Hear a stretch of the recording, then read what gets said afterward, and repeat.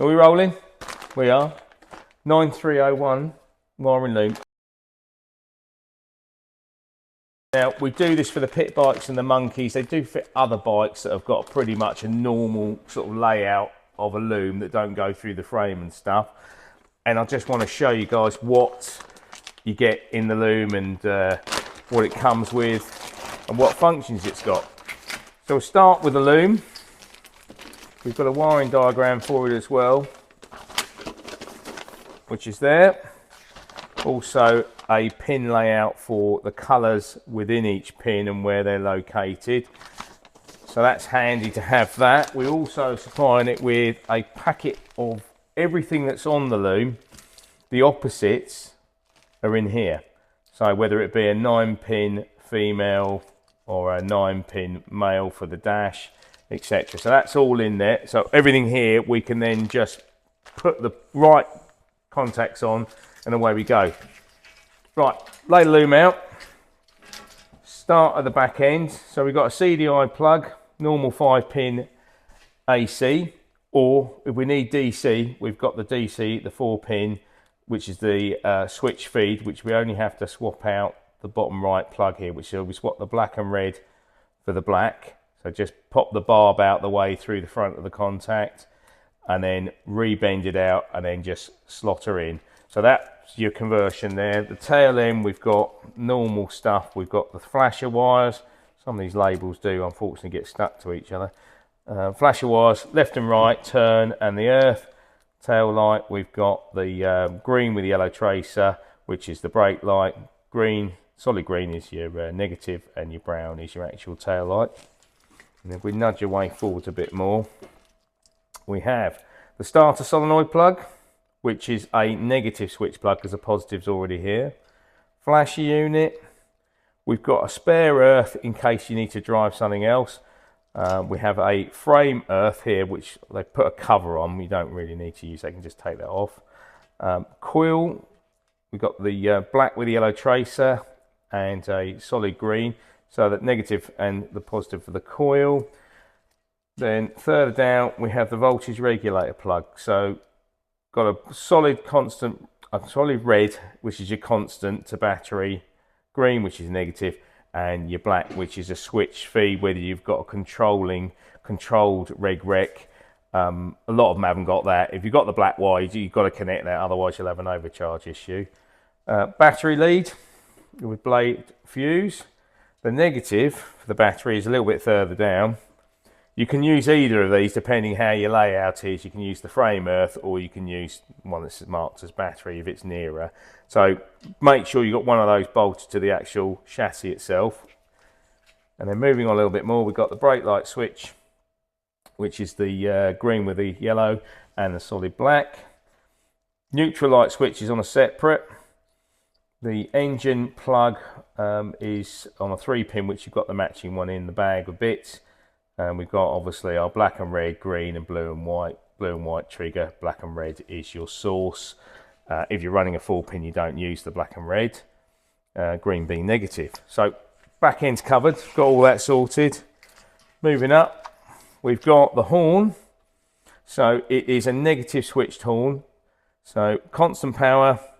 And then the actual negative comes down from the switch. So that's the horn out the way. We've got some stuff that's doubled up here in case you don't need to use it. So if I bring out all these 2 pins, which are here, and as I say, you've got to be careful because the blooming labels do stick things together. Right, so this one is a speedo backlight for like a normal monkey, or you can use it as a side light, whatever you want to use it for. It's got a separate neutral light as well, if you've just got the normal one in the headlamp. And then we've got the 2-pin, which is a starter switch, which, as I say, is a negative switch. So normal push button on there.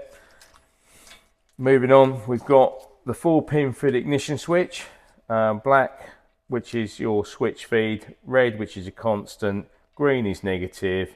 And black and white is the kill to the CDI for a 5-pin.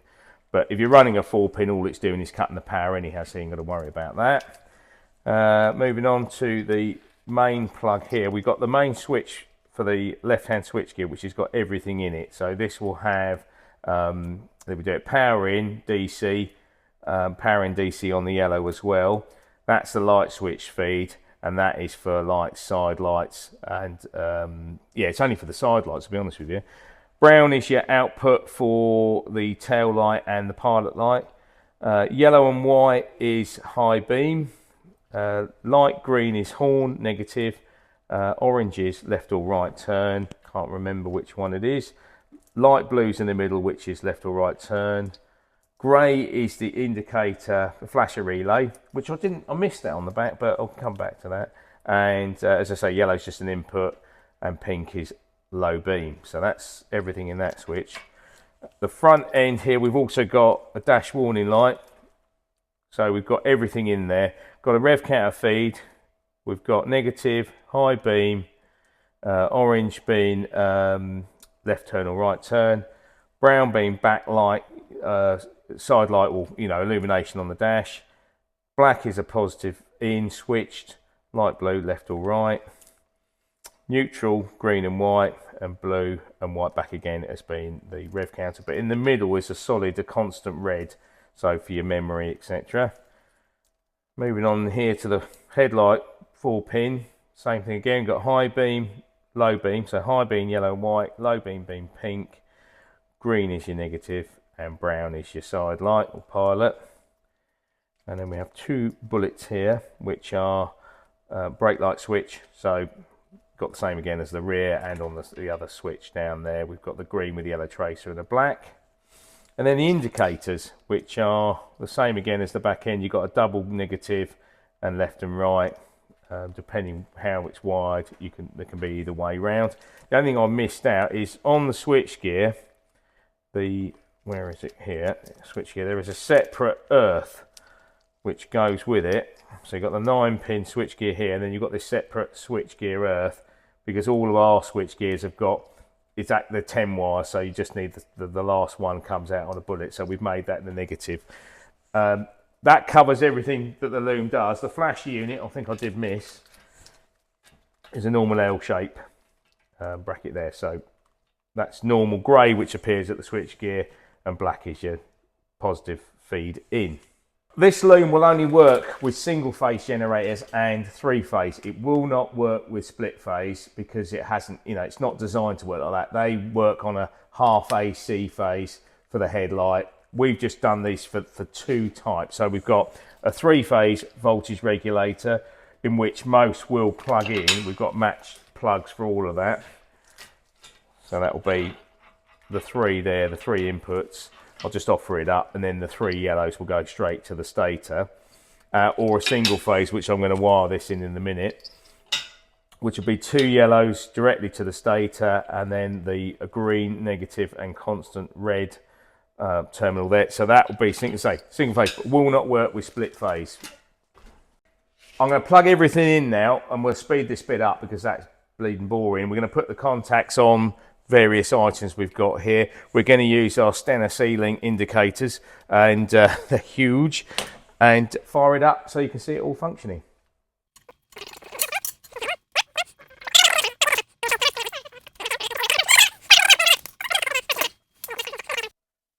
Clipped everything together, plugged everything in. Most of it's on bullets for the tail light, etc. We haven't bothered plugging the generator in, so we'll turn everything on. Ignition on. Test the brake light first. So that's the rear brake light. Haven't got a switch on for the front one. We can just start a solenoid. Obviously got no engine or heavy cables going to it. Indicators, get ready for this. We've got a sounding flash unit on it. You can put tape over the mouthpiece on those, bring them down a bit. They're very loud. So left and right, and then pilot, first position on the switch. So we've got the tail light and the halo come alive, and then we should have dip beam and then main beam. Main, dip, lights back to pilot, and then off. Should have a horn, and that's pretty much it. Regulates bolted in. We've just still got to obviously wire the, if we were fitting it on the bike, we'd be wiring up the actual 2 yellows or the 3 yellows, depending on the voltage regulator we're using, and the heavy cables. So this loom kit comes, you can choose on the build your own loom online. We do it with 3 different switch gears, so you can have a look at those. We'll do an overview on that. And obviously you can use a dash or warning lights, rev counter. It's all in here, so it's a great way of just refreshing your wiring, because wiring is a bit of a nightmare for people, you know. But this is really simple loom. We're on the other end of a phone. If you get stuck with any of it and you're not sure what's this and what's that, we can go through it. And you've also got the diagram which does explain everything that's here. I hope that really helps you out.